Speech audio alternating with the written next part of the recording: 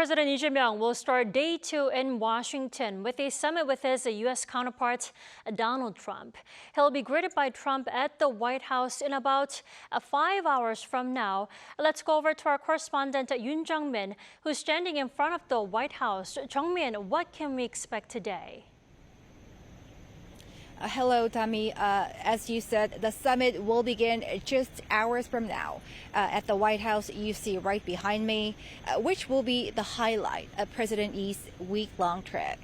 According to the White House, at noon local time, U.S. President Donald Trump will greet President Lee Jae Myung and hold a bilateral meeting at the Oval Office for about half an hour.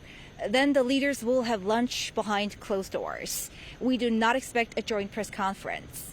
It'll be their first in-person meeting. All right, Jung-min, let's go into details now. What sort of agenda can we expect then? So, Dami, key bilateral issues are likely to be covered, ranging from the allies' recent framework trade deal to defense spending and security. Take a look at what President Lee had to say on his way to Washington. 중요한 것은 대한민국도 하나의 주권 국가이고 주권 국가에서 우리 주권자들, 우리 국민들이 기대하는 바를 충족시키지는 못할지라도 최소한 실망하게 해드리지는 않아야 된다라는 그런 책임감을 가지고 있습니다. When it comes to modernizing the alliance, as Washington focuses more on countering China, Lee said it is difficult to agree on the strategic flexibility of the U.S. forces in Korea, as demanded by Washington. Instead, he says discussions for a future-oriented strategy are needed for U.S. forces Korea.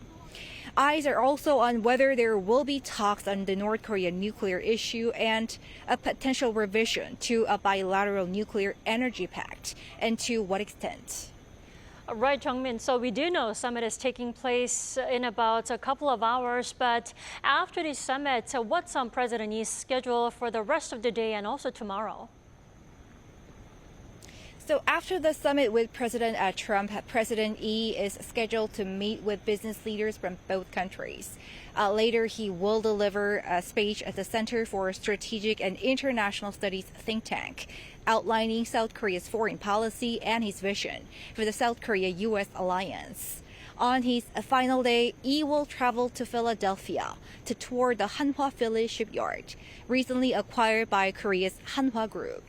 We hear that senior U.S. officials will accompany him. After the tour, he will conclude his U.S. trip and return home early on Thursday. Back to you, Dami. All right, Jung-min, do keep us posted. That was our Yoon Jung-min live from D.C.